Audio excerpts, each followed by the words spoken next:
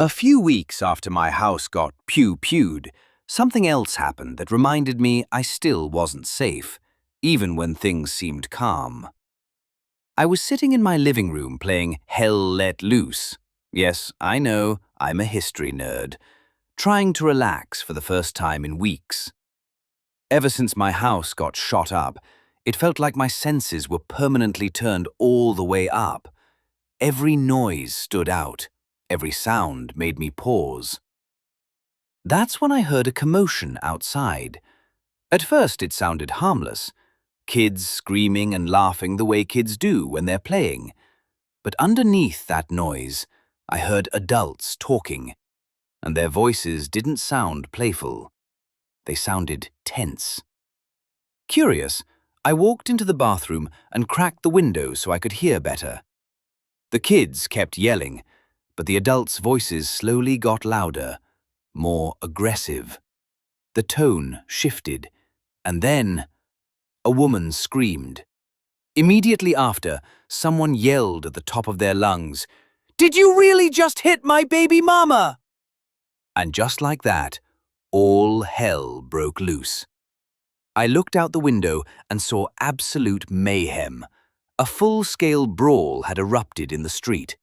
At least a dozen adults, men and women, were throwing hands. It was pure chaos, like someone had thrown a folding chair into a crowd and hit fast forward. People screaming, swinging, tackling each other. Others trying to pull their partners away, only to catch a flying elbow from someone else. It was straight-up MMA-type chaos. Little kids were running around screaming. Some were crying, begging the adults to stop. Others were cheering for their parents like it was a sporting event. At one point, I saw an elderly woman enter the fight. This lady was hunched over, obese, and moving with purpose, swinging her purse like a medieval flail. I swear, it looked like Kratos himself had handed her one of his weapons. Anyone who got close caught a purse to the face.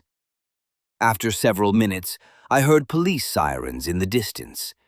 That's when everyone suddenly remembered they had somewhere else to be. People grabbed their kids and scattered in every direction, disappearing into houses and down side streets. By the time the cops actually showed up, almost no one was left. Later, I found out the whole thing started at a birthday party a few houses down.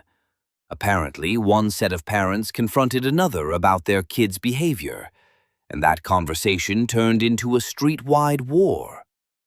At first, I felt bad for the kid whose birthday it was.